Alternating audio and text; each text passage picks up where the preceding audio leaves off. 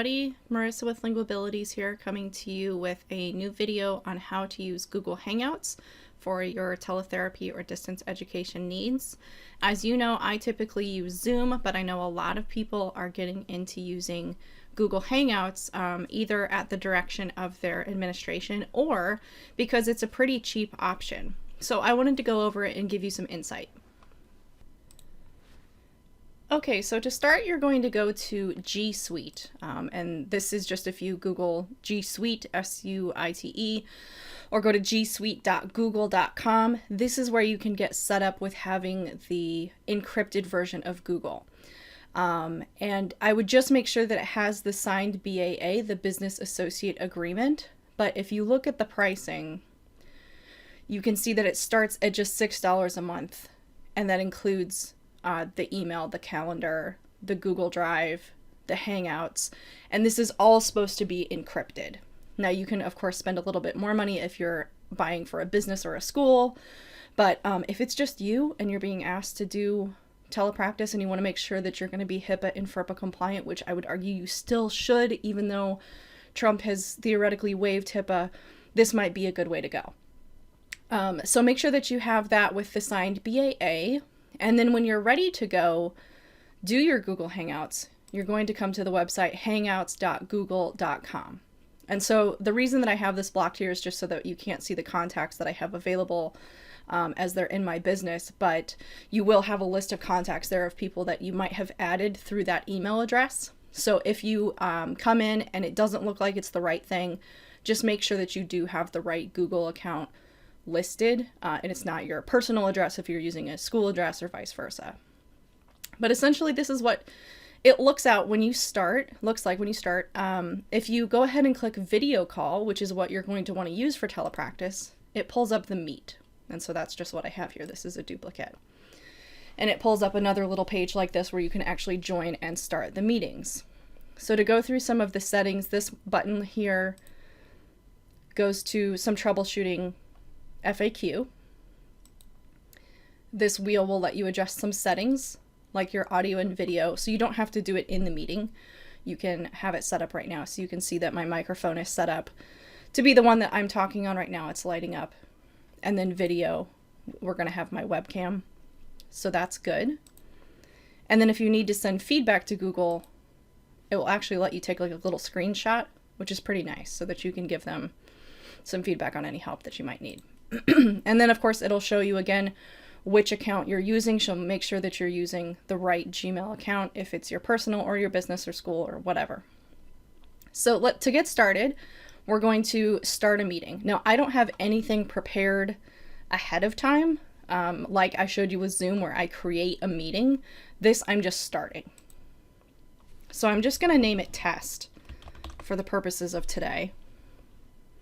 But if it were a student or my speech room, I might put like the student's abbreviated name, or I might put, Miss Rushlow's speech room. And now they're not going to let me use this character, but Miss Rushlow's speech room. Okay, so you could do that. And then we'll join. Oop, and we get a little error. Okay, that's good to know. I know Google's been a little overwhelmed lately, so we're going to try again. We'll just call it test. I can type. Let's try this again. There we go. So when you start out, it will bring up your webcam to show you what it looks like. You can automatically mute yourself like that. You can turn off your webcam. There should be some settings here. Yeah. You can turn on captions. I don't know how well the captions work, but they're there. You can turn on some settings to come look at your microphone and camera, excuse me, to make sure that you have the one that you want. For example, when I pull this up, you can see all the different microphones that I have. I want to make sure that I'm on my Meteor mic for today. And similarly with your speakers, if you're using a headset, I want it to come to my headset, or I want it to just come to my regular speakers, what have you. And same thing with video. I only have one webcam attached to this computer, so there's only one option, but it will also let you choose your resolution. So maybe if you're having a lot of connectivity difficulties, go for the 360p. It's not my best recommendation because I really think 720 is the minimum that you should have, but something's better than nothing. And then this is what's coming into you. So I would keep that hopefully at 720p also. Okay, so those are some settings you can do beforehand. We're going to start with joining now, although you can also start with presenting. And so what I'm going to do is join now and then add presenting later. You can also join using your phone for audio, much like Zoom, so you don't have to use your computer audio. And a reason that this is good is if you have families calling in for like IEP meetings or progress reports or things like that, and they don't have the time to log into the computer portion and actually be there for like a computer meeting, they can still call in and have the meeting with you. So that's when I would use that. But we'll go ahead and get started with joining.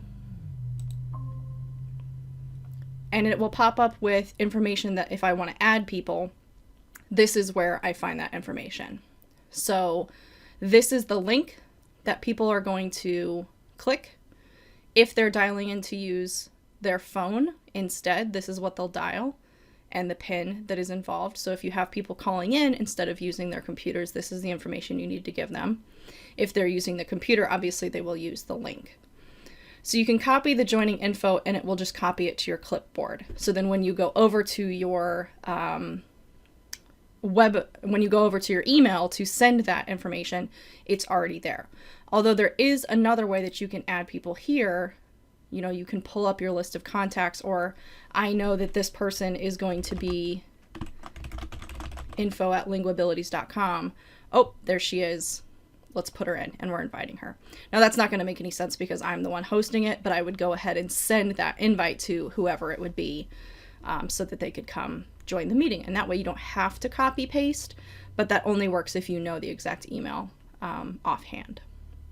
You can also invite people via call by putting in their phone number. So that's how people will find your link. Right now, it doesn't really matter for me that I have anybody in the room because this is just a test room. So I wanted to walk you through some of the features of having the webcam up, having your microphone work, and being able to present. So just to walk you through, if you click up here, this is where you can find that information again. If you had closed it just like I did, you can still copy that joining information. You can also send attachments to people. So if you have anything attached via Google Calendar that you've integrated this into Google Calendar, which I'm not going to go over today, but you can get that integration with G Suite. Those attachments that you might have in your Google Calendar entry will show up here. So if you have a PDF or document you want to share with the team. If you need to adjust your microphone or turn it off, you just click here.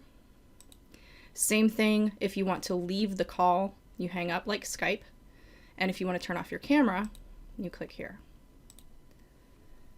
Now I'm curious, I haven't turned on captions before. I'm curious if it will pick up anything. Hey, that's not too shabby. So that's a pretty nice feature for accessibility. I do like that. If you need more settings, I'm going to turn this off just for the sake of not being too silly. You can change a lot of different features here. So you can change the layout of what you're looking at. So you might have your main picture and then all the people on the side, which if there were other people here, they would come over here. You can also change it so that it just spotlights one person rather than having the list. And it's a little hard to show you since there's nobody else in the room, but just some options for you there. Or you could have it, there's a picture for each person. But again, because we don't have anybody else, it's not going to show up right now. So I'm going to send it back to this sidebar here. You can also full screen it. So we'll make it real big. My monitor is really big, so it's only going to show part of it. I'm going to unfull screen that though, because I don't necessarily need that. You can turn on captions just as we did. Then you can get back into your audio and video settings. If for some reason you had the wrong microphone, here's where you can come fix it.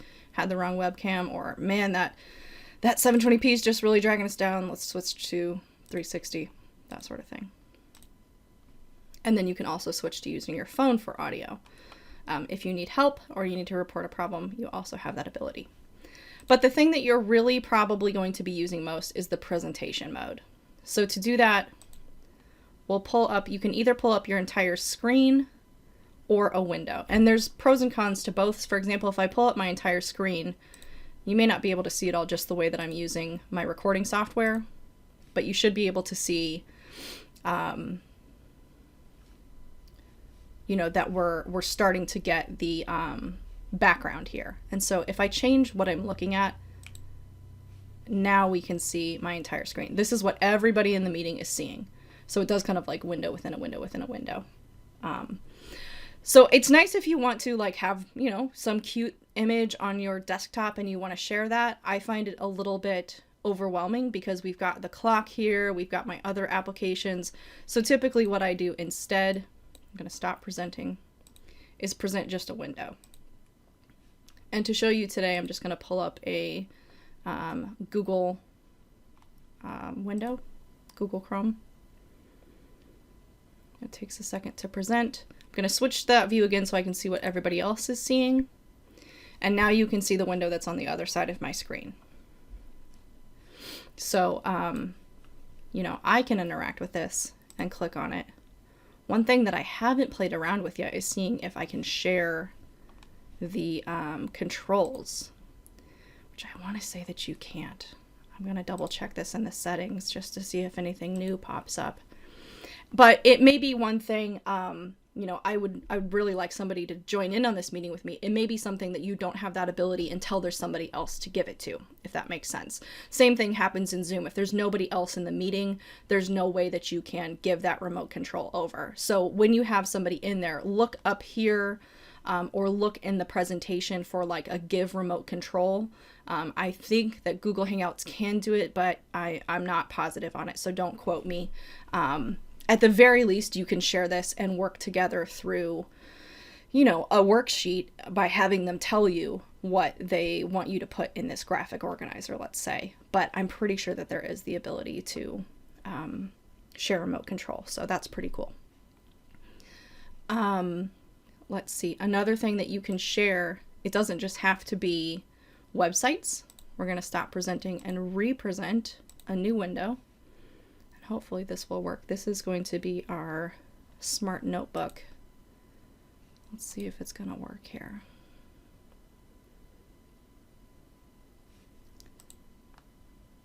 Interesting. See, that's something new. I have over on my other screen, or on the other side of my screen, a smart notebook application. And it's not wanting to pull this up, which is pretty interesting. You could still pull it up if you were going to do it like as a whole screen. So if we do this, you can see already through the little thumbnail that it is going to pull that up. But you're going to have your extra stuff there too. You're going to have the rest of your desktop. So you can get around it, but I'm kind of surprised that it's not wanting to share that as a window. Like I said, I don't use this exclusively by any means. I've used it more with the schools that I'm working with because that's what they've decided to use. But I prefer Zoom. I've just had a lot of like glitchy connectivity issues. I've gotten kicked out of several meetings where 5 minutes later I go use Zoom and it's completely fine. And I'm not supporting Zoom over G Suite at all. I love Google. I think they're great, and I'm not reimbursed by either of the companies at all. But I want to make sure that you guys have like the best connectivity that you can while also being HIPAA compliant. And I know that paying $200 a month for a one-person account on Zoom is probably just not achievable. If you try G Suite and it's just not working for you, like you do find out that you don't have that remote control ability, or you find out that it's just too glitchy and it's kicking people out, what you can do is you might look at Zoom or some of those other platforms and go in with somebody else. So if you have like a whole team of therapists at your school and you want to split that $200 cost amongst 10 other people, well, then it's only $20 a month. And that's not too bad to get us through a couple weeks, a couple months of doing this. So anyway, like I said, I'm not poo-pooing G Suite. I think it's actually a pretty good resource. I love that you can get the BAA signed for $6 a month, as far as I understand it. I just wish it wasn't quite as glitchy when it came to having a bunch of people in the meeting. And I know these are unprecedented times. We have a lot of things going on where we've got lots of people on the internet and it's using a lot of bandwidth, so you do the best that you can. But I wanted to go through just a brief how-to on this Google Hangouts because so many people are using it. So I hope this was helpful. If you guys have questions or concerns, please put them in the comments below. I will also list in the comments my list of top 20 products that I'm using for my telepractice. So if you're like, oh, what headset should I get? What microphone should I get? All of that will be listed. Please be sure to hit that subscribe button if you want to see more stuff from us. We're also on Instagram and Twitter and Facebook under the moniker Linguabilities, Lingu Abilities. We would love to interact with you there. So we'll see you next time in our next video. Bye, guys.